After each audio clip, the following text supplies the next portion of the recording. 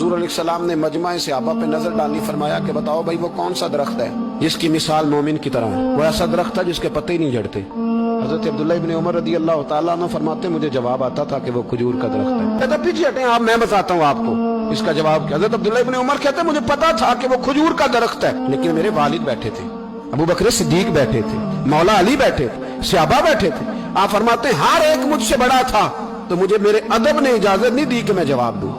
अल्लाह करे मेरी इस बात आपकी समझ में आए। सवाल का जवाब मुझे आता था, लेकिन अदब का तकाजा था कि मैं बड़ों की मौजूदगी में जवाब न दूं। हुजूर ने दोबारा पूछा, सहाबा खामोश रहे, तो फरमाया मैं बताऊं? या रसूलल्लाह बताइए। तो महबूब फरमाने लगे वो खजूर का दरख्त है।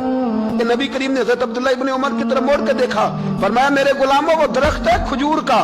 अब्दुल्ला को जवाब आता था, इसे पता था कि वो खजूर का दरख्त है, लेकिन तुम्हारे अदब की वजह से ये खामोश रहा। मेरे रसूल करीम अलैहिस्सलाम के गुलाम जिनके इल्म पर मेरे नबी को इतना एतमाद है कि हुजूर ने फरमाया मैं इल्म का शहर हूँ और अली उसका दरवाजा है। और जनाब उमर फारूक जैसे लोग कहा करते थे कि अगर अली हमारे दरमियान मौजूद ना होते तो हम तो हलाक हो जाते। इनके मशवरे, इनकी बातें हमें महफूज रखती हैं। हजरत अली फरमाते मैंने नबी पाक से एक सवाल पूछना था। ऐसा तो नहीं ना कि उन्हें बातें नहीं आती थी, उनके तो इल्म का ये हाल है कि हुजूर ने फरमाया मैं अगर शहर हूं तो अली उसका दरवाजा है। तो फरमाते हैं कि मैंने नबी पाक से सवाल पूछना था। सवाल 14 दिन मैंने इंतजार किया।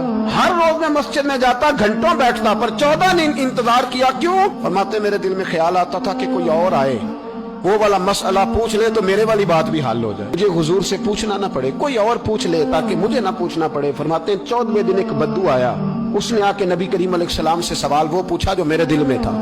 फरमाते नबी करीम जवाब उसे दे रहे थे और मेरी तरफ देख देख के मुस्कुरा